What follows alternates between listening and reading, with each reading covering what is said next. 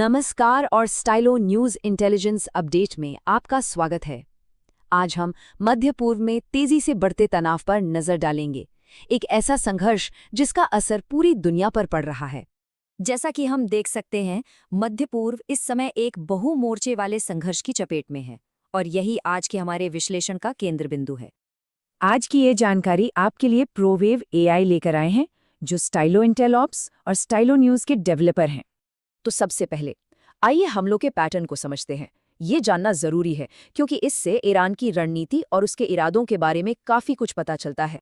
Iran खाड़ी सहयोग परिषद के देशों पर दबाव बना रहा है और इसके लिए वो सैन्य ठिकानों, जरूरी ऊर्जा ठिकानों और संयुक्त अरब अमीरात और सऊदी अरब में अहम निर्यात टर्मिनलों को निशाना बना रहा है।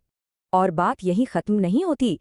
ईरान इस पूरे क्षेत्र में इजराइल और अमेरिकी ठिकानों पर सीधे और अपने प्रॉक्सी सहयोगियों के जरिए भी हमले करके अपना असर बढ़ा रहा है।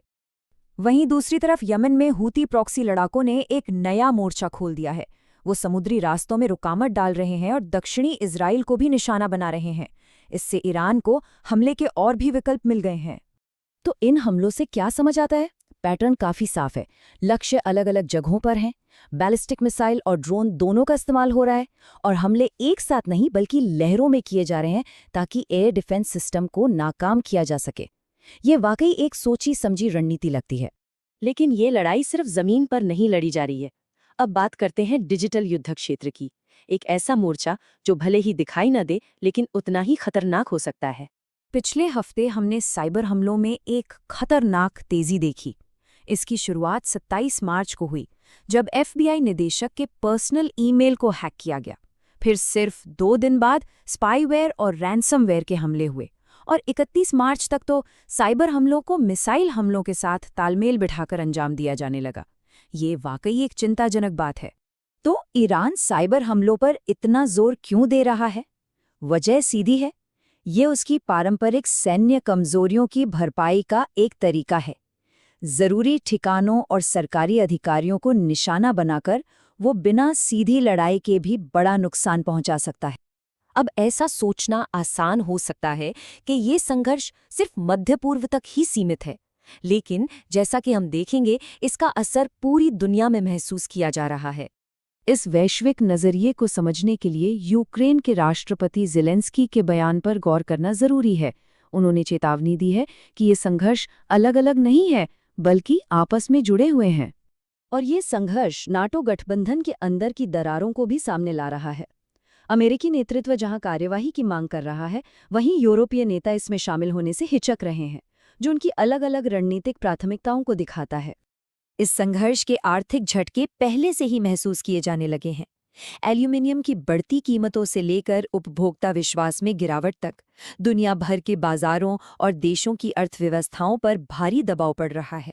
लेकिन शायद इन सबसे बड़ी कीमत इंसानी जान की है। संयुक्त अरब अमीरात पर हाल के हमलों में कुल 199 लोग हताहत हुए। ये सिर्फ एक आंकड़ा नहीं है, ये एक त्रासदी है। तो अब आगे क्या होगा? इस आखिरी हिस्से में हम उन मुख्य संकेतों पर नजर डालेंगे जिन पर इस संकट के दौरान हमें ध्यान रखना चाहिए। जैसा कि यहाँ देख सकते हैं, इस मामले से जुड़े मुख्य पक्ष एक खतरनाक मोड़ पर खड़े हैं। अमेरिका सैन्य दबाव बना रहा है, ईरान जवाबी कार्यवाही कर रहा है और यूरोप किनारे खड़ा देख रहा है।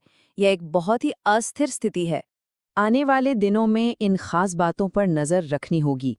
होर्मुज जलडमरू मध्य के आसपास नौसैनिक गतिविधियां, अतिरिक्त अमेरिकी सैनिकों की संभावित तैनाती, यमन में सरकार की स्थिरता, ईरान को चीन से मिलने वाला समर्थन और जरूरी ठिकानों पर लगातार हो रहे साइबर हमले। और ये सब हमें एक बहुत ही अहम सवाल पर लाकर खड़ा कर देता है कि अब आगे क्या होगा? इस बढ़ते हुए संघर्ष में हर एक पक्ष का अगला कदम क्या हो सकता है? इन सभी संभावित कार्रवाइयों का अगर आप एक गहरा विश्लेषण सुनना चाहते हैं तो हमारा पूरा स्टाइलो न्यूज़ इंटेलिजेंस अपडेट कार्यक्रम जरूर सुनें। ये कार्यक्रम आपके पसंदीदा चैनल पर उपलब्ध है या आप इस पोस्ट में दिए गए लिंक से भी इसे सुन सकते हैं। स्टाइलो न्यूज़ की इस खुफिया जानकारी की प्रस्तुति में शामिल होने के लिए आपका बहुत बहुत धन्यवाद। AI संचालित नवीनतम समाचारों के लिए आज ही www.stylonews.com पर सब्सक्राइब करें।